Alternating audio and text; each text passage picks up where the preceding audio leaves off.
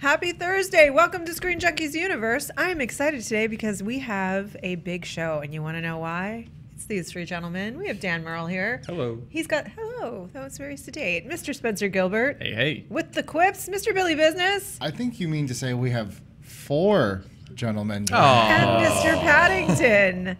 Yes, all of the gentlemen have joined us today. Some people have requested that I cease and desist with my Paddington, so I've brought him onto the show. But we're going to start up with a little bit of Marvel news, like we do. Black Widow, the long... like we do. the long discussed and awaited Black Widow standalone movie may be moving forward. They have tapped screenwriter, and this is such a cool name, Jack Schaefer, who Billy and I wondered, oh, did Jack call herself that in order? Strategically. Not a bad plan. Yeah, right. Yeah. But she has been tapped by Kevin Feige. She is somebody... Like Jamie Foxx. He did that to get up at open mic nights. Yeah. Oh, is that correct? Yeah, it was a reverse sexism thing. Is that at open mic, like they will put a woman up like in front of just the 17 dudes on the list. So Jamie Foxx, and then he'd show up. Oh. Wait, what's his real name? What's his real name? Gilbert Humperdinck. I have no idea what his real name is. But so Jamie, just because it's sort of gender neutral. Yeah. Sounds like a stripper, yeah. Yeah, very, very well. Jamie Foxx. Or Jamie Lee Curtis, or any number of Jamies. My name is Jennings Roth Cornet, so it is like reality neutral. It's just not even any gender at all. Wow, the more you know. Yeah. Okay. In any event, Black Widow, green light. From this up-and-coming writer. So the movie hasn't been given a full green light, but they are writing the script. She was on the blacklist, and if you guys don't know what that is, Spencer will tell you in a moment. He's probably on it too, as far as I know, under a pseudonym. James Spader. Snazzy St. Clair. Yeah. Something that James Spader handles weekly on the NBC television network. Yes, that that's what I thought when I originally saw the headline. I was like, why are we like so celebrated? Like it's a mediocre show at best. No, the blacklist is very cool. All the unproduced screenplays that people think are good but haven't been made into movies. Correct. And so she was tapped, one of her scripts that is called The Shower, about a baby shower in which an alien invasion takes place, and Hathaway snapped up. And then she tapped her also to pen a remake of Dirty Rotten Scoundrels, which we'll get into in a minute because I have some thoughts on that. But most importantly, she has now been tapped to write the Black Widow movie. How excited are you on a scale of 1 to, I don't know, Russian spy death? For this screenwriter or the movie, or what about all this? Of the things. All of the things? Yeah. Sure. By the way, good. Dan? I am a solid... We'll see what happens. I'm at an Owen Wilson. Wow. Yeah. No, it's, we have a writer who's attached to write a script to a movie that hasn't officially been greenlit, so I'm not, like, jumping out of my chair. I think Marvel is... I'm shocked that it's taken them this long. Like, they've been under pressure to do this for, like, 5 years. Really. I mean, since Black Widow was introduced, people are like, wow, well, I really like Scarlett Johansson in that part, and... you should do a Black Widow movie. Like, yeah, whatever. So it's, I don't know. They're entering the Great Wild West as far as the MCU goes. So I hope that, I mean, I love spy movies. Yeah. I love a good spy movie, so I hope I'm looking forward to hopefully a good spy movie because that's the kind of stuff that I dig. So I want to hear from Billy. I just want to give a little context to 2 things. One is that the reason I said Russian spy is because obviously, as you guys probably know, Black Widow was a Russian spy. I'm also on the brain because, and I'm wondering about this, Red Sparrow, which is the Jennifer Lawrence seemingly Black Widow story that's not actually Black Widow, is going to come out before this. I wonder if that's going to have any impact. And 3, Scarlett Johansson, in my experience, was always really excited about a standalone movie. I remember interviewing her for, I think, the first Avengers, and she really wanted it to be kind of like a Jason Bourne-esque thing, which I think at the time sounded really edgy, and now is just like, yeah, that's what it should be. Billy? Oh, I feel like I'm going to get crucified for this. No, it's all right, Billy. Speak your mind. I think Black Widow is one of the, as we're finding out, I think she's one of the handful of Marvel characters that works well with others. I think she was really great in Winter Soldier when she had someone to bounce off of. I think enough of her story was told in Age of Ultron that I kind of get the gist of where she is. I'm not super interested in S.H.I.E.L.D. I wouldn't be super interested in the Hawkeye spinoff. I would not be interested at all in a Nick Fury spinoff. I'll see it because I'll pretty much see any superhero movie because that's apparently just all I see now. But I'm not like jumping for joy. I think there's like, I would rather, if they're going to do a spin-off of a female character, I was much more interested in like Valkyrie from Thor Ragnarok than Black Widow. I just kind of, I don't know. And we can only have do one. anything for me. You can only do one. Yeah, one at a time. You can only do one. Really Marvel wanna couldn't be- even I do can one only- until now. I can about only that. handle Yeah, one, no, just so one. please don't. So just make it the explode other my one. brain, okay? The other Let's one. not do both. What about you? Do you think that the Red Sparrow movie is going to have any impact on this? Or are they going to have to redirect because they can't do that? The only origin impact story? for me was seeing the trailer going, oh, sick, they're making a Black Widow movie. And then I went, oh, wait, they're different. They're different. So I don't know what effect that'll have. I imagine that the Black Widow movie will look different. And to your point, Billy, just because it says Black Widow on the title doesn't mean you won't have Captain America and Hawkeye. And, like, they're all in the same toy box Sure, no, now. I get that, and I'm not saying like that's what I'm saying. I don't necessarily if it was like her and Nick Fury and Hawkeye. I guess I'm just not really interested in the spy stuff and the S.H.I.E.L.D. stuff. Like that just doesn't interest me. It just never has. Like I'm lukewarm on all the Bond stuff too. I'm just not. I guess the spy stuff. He's not a Not spy a guy. spy guy. The You're spy, not like surprised. I've never been interested in the Jason Bourne movie. don't like So the if she Bourne. says that like it's going to be a Bourne movie, it's like, well, I think I gave up after the second one anyway. So it just wouldn't be for me. Well, here's where Red Sparrow could affect this movie is regardless of its quality, whether it's good or bad. If it flops, that gives them the cover to say, well, it wouldn't have worked anyway. You know, it gives them the cover because it feels like sometimes, I don't know why. Hopefully, after Wonder Woman, this kind of thinking has kind of gone the way of, you know, the dinosaurs. But a lot of people are like, oh, it's risky. It's risky to do a female superhero movie. So I do think if Red Sparrow comes out and doesn't do well, that gives them the cover behind the scenes. The actuaries start doing their tables and they're like, not worth it, even though that's one of 8,000 factors as to why a movie does well or doesn't do well. Because Atomic Blonde is another one that did okay when it came out last year. You know, it just didn't, wasn't it a didn't great blow the doors movie off. Like, in this one. I didn't think it was a particularly I great didn't movie. like it at all. Personally, I know a lot of Yeah. people did, but I didn't think it was a particularly great movie. But that kind of nuance goes out the window. It's like, girl, bad. So I hope that right? Red Sparrow. That's Whoa, that it's is like a about comment as- section came to life. That Yeah. is about as much nuance, I think, as you see at some of these meetings of just like, Charlize Theron spy bad, no movie bad, red light bad, and it's like that's so many other factors, but that's just how it seems like it works sometimes. So, I hope that I think that I actually do think there's some places you could go with this character, but I would like to see the script. I don't know. I love Winter Soldier. That's the closest that Marvel's ever done to a spy movie. Yeah. And they did a really great job. So Well, they were totally riffing on like the 70s spy genre with Sure, that. I think it yeah. would depend on a lot of factors. Who's directing it? What's the story? But I think with Red Sparrow, I think that just looks like more that it would have been the origin story of how Black Widow became Black Widow when she was a spy, a Russian spy. But now we know enough about that character that I don't even think they have to get into that. No. They did a little bit riff on that in Ultron, yeah, went to ballerina school. yeah, in Ultron, but then also not with Black Widow necessarily, but the same training in Agent Carter. There was a character in Agent Carter's really cool storyline for a show that not enough people saw, frankly. But having said that, I am cautiously optimistic. I do have questions about the Dirty Rotten Scoundrels remake or reboot or redo or whatever it is, because I in addition to enjoying spy movies, I love con movies, and that is such a good one. And it has a fantastically written lady in it, along with the two gentlemen who are equally wonderful. So anyway, I'd be curious to see what that happens about that. MoviePass, speaking of wonderful women, Tanya?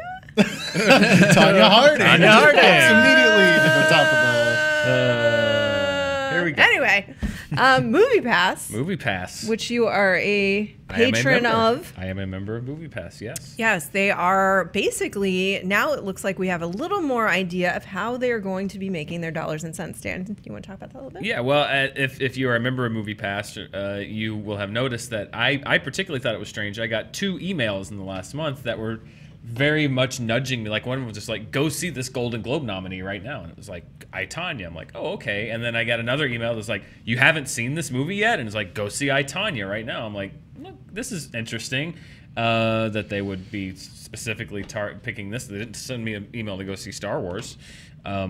But they had said that they had signed a distribution deal and a marketing deal with an independent company, which now appears to be Neon, who's distributing I, Tonya. And so much of the question about MoviePass, when it came out, Roth and I did a whole video on it. It's like, how is it going to make money?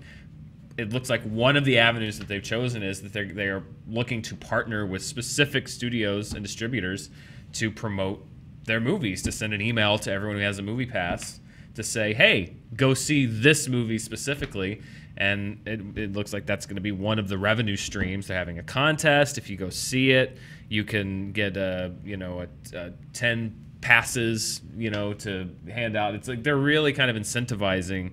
So you get 10 of the year-long subscription if you just go see I, Tonya? It says it offers 10, they're giving one person 10 annual MoviePass subscriptions to be given to anyone of their choosing. Wow. See I, Tonya in theaters by Friday night and automatically enter to win 10 12-month MoviePasses. No catch. See the film and will automatically enter. So they're incentivizing their users to go and see I, Tonya specifically. Right, and this is via Neon, which is the company that was started in part with Alamo Drafthouse's Tim League. So Ingrid Goes West. Yeah, did amongst Ingrid, many Colossal. Yeah, I think lots of great loved movies Colossal. Yeah, I think they did Good Time as well. Yeah, pretty interesting. Dan, want you to enter that raffle so that the rest of us can get in people. on. Like, I don't have 10 friends to give it to. You have us. That's 3. Okay, and Joe. And Joe, that's 4. Behind the scenes. Yes. JT has one. ScreenJunkies alone, you could get rid of 10. You easily. Easily, yeah. Who says I want to give it to all of you? We're not your friends. Oh, yeah, because you don't have any friends. We're just I know exactly how many friends you have. You have the 3 really good friends, and I'm still waiting to take the written test to be lucky number 4. I told Roth just to take a written test. I'm working on it. Yeah, but I have to be in my T-Mobile Fave 5. She's got to take the written test. I have to earn the right to get to the written test first, which I feel like I should be pretty close. But I wonder. Okay, so actually, like thinking about this now, like I wonder if this is because we had said maybe initially that this was all about like data collection, and once they got the data, it was kind of like, well, we're dumping this, it's out.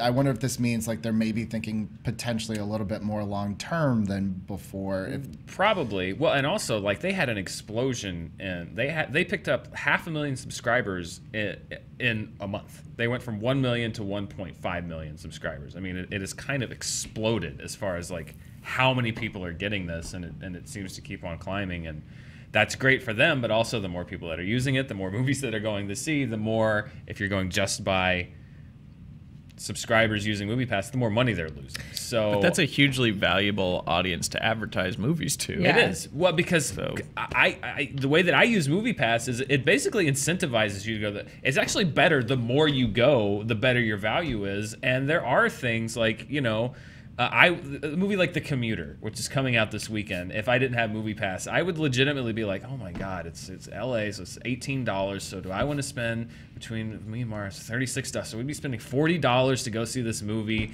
Do we really want to spend that kind of money? Maybe we'll wait." And with MoviePass, it's like, yeah, sure. What? It's just 2 hours of our lives. If it sucks, it sucks. It doesn't matter. It's no skin off our nose. We pay the same no matter what. So it makes sense to do this because there's no less discriminate moviegoer than the person with MoviePass because you are literally investing only your time. Sure. That's it. Yeah, but I think to your point, Billy, they're probably like any corporation or any business is looking for multiple revenue streams. Sure. So I wouldn't count out data at all because that's also a hugely valuable data audience. We had kind of maybe theorized that maybe this would only last like a couple of years once they kind of data mined all they could, and then it would be over. But it seems like with this, like this is something like Fandango does all the time, these types of contests. And they're like, when you think of like getting tickets, you almost use it as like a verb, like Kleenex, or Xerox. It's just like, just go Fandango us tickets. And even if you don't use Fandango, it's just kind of a thing. And I wonder if like MoviePass is trying to now, get into kind of like a bigger kind of like, we're here, this is kind of like the new paradigm, you know? To me, it seems like this is their first kind of experiment saying, you know, because they already had released numbers saying X% of the box office for these separate movies were by MoviePass consumers. And now they're teaming up with I, Tonya specifically. The advantage of what they do is they don't have to do estimations. They have direct knowledge of how many people, how many users went to see I, Tonya, what day did this send the email, what day did their users go. They can now go out from this and say, like, we partner with Neon and I, Tonya, and guess what?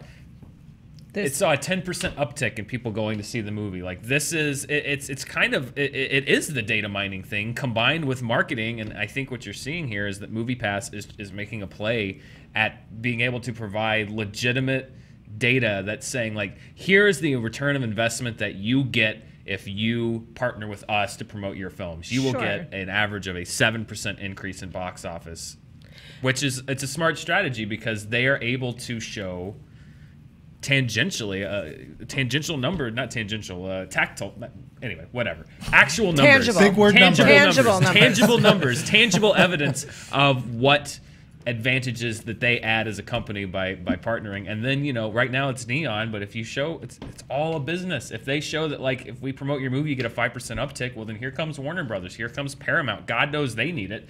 I mean, then you have studios pumping how many millions of dollars, and there's your revenue stream. Yeah, I mean, I think that it'll be interesting because 1.5 million subscribers is substantial, but it's also relatively niche, you know, in terms of the movie-going audience, but it is a very active movie-going audience. I feel like there's a ton of information that can be yielded from that audience. And it goes into, we have some breaking news that I'm going to get to right at the very end, but it goes to another story, which is just basically the changing face of how theater, the experience of going to the theater is emerging and what will happen there. One other quick thing that happened this week in that realm, because I think it's all of a piece, is that AMC theaters stopped discussions with studios about VOD, closer day and date releases of VODs, because they wanted a piece of the home experience as well. And studios were like, why do you get any of that, you know? And it just stopped negotiations, and it is this really weird interplay right now. One of the things that's gonna play into that, I think, is how technology is evolving. So CES is happening at the moment, and one of the big, Intel kicked it off, and the big discussion was around VR technology, right? So they're saying that immersive media, which is AR and VR, is the next big revolution. It's not the next big revolution, it's sort of happening already, but how it plays out is the question. And so we're gonna get into nerd stuff. So there's this thing called, and I've actually seen it, volumetric video, and this is kind of how they called an Avatar where they filmed the volume, and basically what it does is it captures depth and volume data in addition to pixels, and it gives you a larger data set to work with in ways to manipulate the image, but also to project the image and use the image. It's being used in sports. I think you guys probably know, like in a lot of stadiums, there's a ton of cameras that, and it makes perfect sense for sports, right? Like to feel like you're right at the sidelines in VR experience makes perfect sense. So how it plays out in a larger context is to be seen, but to your point, Intel is in a exploratory partnership with Paramount right now for movies to be shot with this technology. So the volume that they used Avatar and this is two different things, but the point is, like, the emergence of how this data is used is where I'm curious, because one wet path, and this is interesting for Paramount, is to go fully into VR, right? Which is much more of a singular, isolated experience. So that's not really going to get butts into theaters necessarily, unless that's where you can get it and you don't have to get your own at home. Or is there another use that we think that could happen? Is it more AR? Like, what do you think, Billy? I mean, it's or is it completely separate? At least at first, you know, with the VR technology being what it is now, I kind of see it as like those D-box seats. Like, it'll be a very premium kind of small thing that it may or may not take off. I don't know. A lot of the movies that we see, the budgets would be astronomical to film an entire movie in VR, just because of, like, how do you render effects in 360 to be in the middle of, like, the Battle of New York and Avengers would just be would just be stupid. I see it more as like specialty, like, you know, for the first couple, I don't want to say the first couple of years, but for a while before, you know, like, you know, Dark Knight IMAX was, those were half-hour things filmed in IMAX, specifically for IMAX, not necessarily big budgeted release. I wonder if, you know, if the first couple years that VR kind of hits in those sense, it would be more like that. Well, yeah, Consumer Electronics Show, which is where this thing, everything is always the next big thing. I mean, Sure. and it reminds me of right after Avatar came out, like in 2010, 2011, when you see from CES, like, there's going to be a 3D TV, and in 5 years, everyone's going to have a 3D TV because they want to bring that home. And it turned out the majority of consumers were like, Was it James Cameron giving that speech? no, it was, it was a different TV. It was Michael Bay trying to give that speech in failed. Oh, I remember that was that. amazing. I don't know if that was at CES. Watch that. That was the curved yeah. TV. But it seems like this, and I could be totally wrong, but it seems like this is the new version of like everybody's going to want a 3D 87-inch curved television. It's just like, no, they're not. Because first of all, you can't get the price point down low enough for the average. You know, the same 100,000 people are probably going to buy this that bought a huge 3D TV. And I mean, do they even sell 3D TVs anymore? Not really anymore. Yeah. The market's dead in the States. You've got to you got to get the price point down if you want something to catch on to where the average person can, you know, can But buy at it. $18, let me ask you this: like at $18, so if you're paying $10 a month for a regular movie, and then if there was a premiere experience where you could go see in the theater, you pay $18 and you're going to have this immersive VR experience because you can have it in this theater and it's there for you, don't have to buy anything. Would you go? I mean, for now, it's a gimmick, though. Like, Yeah. they're not making stories in these things. It's like, we're like, for was it The Wire or The Line or something, like, it was cool, like, you walk across a tightrope. Or for It, like, you go through a creepy sewer. But it's a marketing. It's not a one-to-one, like, movie to VR transition. Like, you can't even do stuff like cut in VR. You can't, like, cut to something else without making you want to puke. Yeah. And the thing's also, like, the experience is going to be, for now, like, 20 minutes or shorter because you're wearing a giant, like turtle shell on over your face, and, like, you're going to need a shopping cart to hold your head up. It's not, like, it's not comfortable. And It's a very weird setup you've created. Yeah, and they're not gonna. I think sports is really cool, like, to be on the field and, like, see the stuff going around you. I think it's cool for, like, news to get you, like, on the scene, but for storytelling, it's a completely different way of telling a story, or I don't know if you even can. They're experimenting. Yeah, I mean, for now it's very experimental. Yeah, at Sundance even 2 years ago, there were independent filmmakers working with VR and doing, like, actually some really cool stuff. But you're right, in terms of traditional sitting your butt in the theater, going to the movie, it would not be that same experience. But once upon a time, in a darkened theater, there was a train, and it looked like it was coming right at you. And that's all it was. It was one shot of a train. And look how things have gone. I'm not saying VR is the next big thing at all. I'm just curious about what does happen with storytelling over the next I mean, few I would like to years. think that there could be some use for it down the road, or someone could master it. Like, could you imagine a movie like Hateful Eight where you're just in that cabin and you can look around you the entire time and you're in the middle of that contained story? You just gave him an aneurysm thinking Sounds about awful. having that in VR.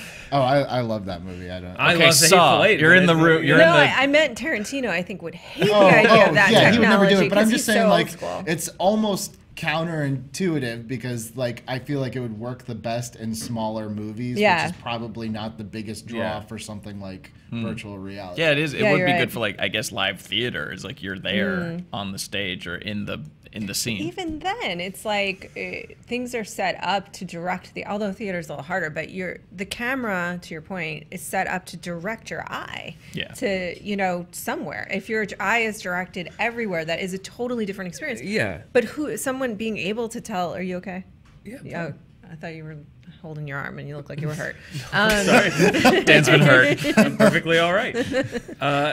No, this reminds me, it's the technological equivalent of chicken strips in movie theaters, which is what I was talking about last week. It's like, I don't want chicken strips at the movie theaters, and it's like, Whoa. are people Well, asking? chicken strips are fine. They're quiet. Not They're in a movie, convenient. but I don't go to a movie theater saying like, oh my God, I can't wait to have the AMC chicken strips. I'm so glad they're charging me $3 extra for this premium movie-going experience.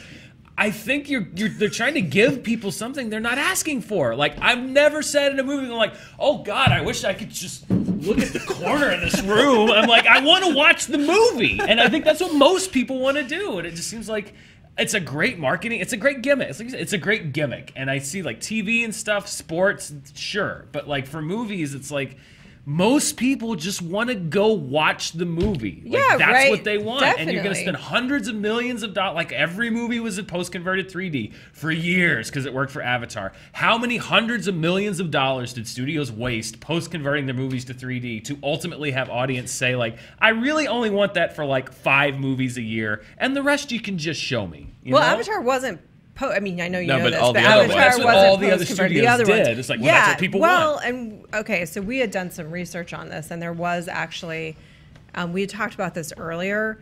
One piece of that is this totally separate financial piece. If Avatar, with that with the volume and with having that data, it is really cool. I looked on the cameras, and basically you can manipulate in the moment where the camera is and the angle. You can make choices as you're filming that and after you're filming that you just wouldn't have with other technology, and it is pretty cool. That's a separate thing. But 2, some of the reason that there was post-conversion was it was incentivized in terms of getting movies into the Chinese market at the time if it was in 3D, because there was a limit, less of a limit on 3D movies than there was on foreign films in that market. Whatever. Well, no, I'm wrong, so that's fine. But, no. But I just I'm mean, saying, like, there was the mentality of, like, we're going to give people an experience that they're not necessarily asking for here. Yeah, potentially. I mean, and I'm not necessarily saying that this is something I want or that will take over the theater experience, but I'm not saying that there's no potential there either. I'm curious that it'd be a different experience than your average movie, but I think tying back to our earlier story, it's harder and harder to get people in the theater for your average movie. So perhaps... Yeah, if I can wear a giant headset that and sit on a garbage can. And sit on a garbage can that 50 other people have sweated into during some intense movie, I sign me up. Good. Well, it sounds like customers. if MoviePass's subscriptions went up like 500,000 in a month, wasn't it something crazy like that? 500,000 in a month. That people to They get want butts in the quality. seats, they want cheaper tickets. Yeah. And you don't have to do any frills. But you on can't it. get cheaper tickets. I mean, I'm with you guys. Like, believe me, I think that movies are way too expensive, and I feel it every time when I go out, and I think about it a lot when we do reviews. Like, do people really need to spend their money on this? But in order to get the price point down in total, you're going to have to get the budgets of these movies down, and that's where the broken piece But there's got to be is. some like Spirit Airlines of movie theaters who's willing to just do like a concrete box, standing room only, $5 at the door, fight it out. Apparently you've never been to an AMC theater. You pretty much described the experience. I can't wait to not appropriately appreciate a Christopher Nolan movie in 360 dimensions. I can't wait to not have the proper amount of appreciation and respect. He would never do it either, though. He wouldn't do VR. No, he wouldn't. He's way too old school, him and Tarantino. Although those are 2 of the filmmakers that would probably make the coolest stuff with it. Maybe. Nolan probably. I don't know. Yeah. Tarantino, it just seems like he's just like... Can you imagine that hallway sequence in VR? Which hallway sequence? In Inception? In Inception. Oh, I thought you were talking about Tarantino. No, I was switching gears. Jackie Brown? Yeah. Yeah, VR. All right, Gambit. Lost Gore Verbinski as the director. I'm just jumping right into it. This just happened right before we went live. So This movie doesn't exist. This is not happening, you guys. This is like the Chinese What do you democracy of Yeah. X-Men This is movies. the- Oh my This God. is- Caleb and I said detox. that. No, seriously, we were talking about that like 2 days ago. So Chinese Democracy, which was Guns N' Roses, cost, I think, what? How many million? 13? I mean, didn't they record $1 it like at least million? once and then Several other. Yeah, Yeah. they just kept tweaking and it kept getting pushed. and then it came out and They it was broke like up. a fart in church. No one bought it. It was like massively like the biggest letdown of all time. Yeah. It's so funny. We were talking about that the other day. So it was also a model that just could not win because it cost so much money to produce the album by the time it was done that it just it could never make its money back, basically. And it definitely did. I mean, they must have sank at least a sizable amount of money in pre-production at this point on this movie. At this right? point, I mean, this is the second director they've lost. Like they had Soderbergh? No, it was Lyman, Doug Lyman. Yeah. And he's gone. And then they said, like, okay, well, we started over. They started from scratch with Gore Verbinski. And for however long he's been working on it. Now he's gone. It's like, can they even start over from scratch? It's like a King Arthur situation of just a movie that at some point down the line, maybe someone should just say, listen, it's not meant to be. Maybe we just cut our losses here because it's like, one of the things with King Arthur was I didn't think it was a particularly terrible movie, but my God, when you look at the budget of that movie, and the reason that movie was budgeted for so long was because it was in development for like 10 years with 3 different directors. And every time you start over, that's another $50 million. That's another $10 million. That's another $20 million. So before you shoot a frame of film, you've got an $80 million movie. And it's like, let's just figure out what's going on with Gambit here. It might not even be released by the same studio as when it started out, Channing Tatum should just make an indie film about a riverboat gambler who loves bow staff fighting and just call it Schmambit, and we'll see that one first. Oh, Schmanning Schmato and Schmambit. Poor Channing. He's fine. Why? There's got to be something about this movie. Like, even I remember X-Men First Class had a lot of bumps in the road, and it was like, oh my God, this movie's coming out in a week. There must be something about this Gambit. It's the script. What is it? I'm an X-Men fan. All right, love the cartoon series, read the comics. Let me tell you a little something about Gambit. Looks cool. Throws playing cards. Has a Cajun accent. Cool dude. Not a very interesting character. Well, really isn't. Yeah. It's trying to explain cool, and the least triangle fun thing between in the world him is and Rogue. Cool. Him and Rogue had a great relationship in the animated series. So yeah, but there's no Rogue in this movie. So as far as you know, come on. Gambit is not. I think what they're struggling with is that Gambit's not a very interesting.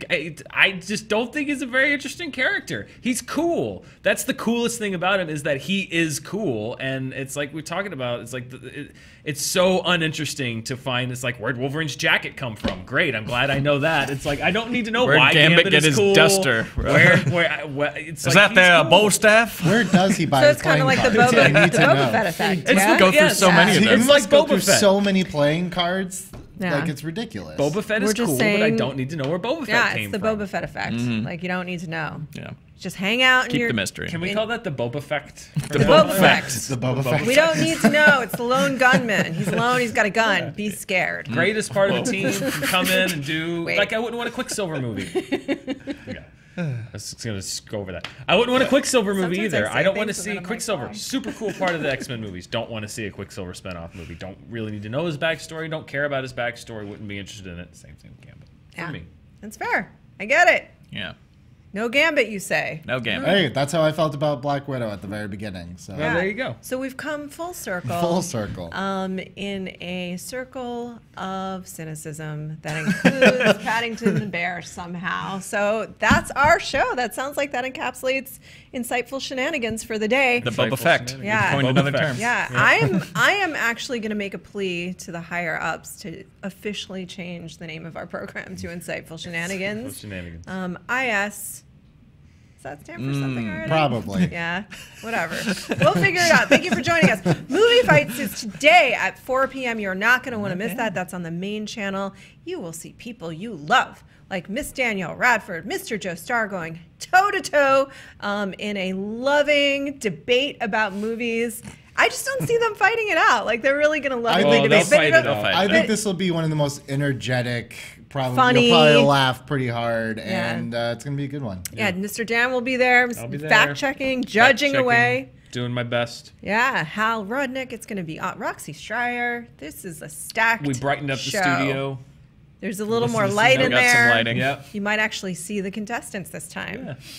No, I liked ours shrouded in darkness. Welcome to the movie. And we will be back tomorrow at 11, and there's more good stuff. We're going to have the screenies this weekend. The screenings. The screenies are going to go up this weekend. Working on it. All right. Maybe. We're going to get it right. No promises. All right. We'll let you know tomorrow. But we'll definitely be here tomorrow at 11. Bye.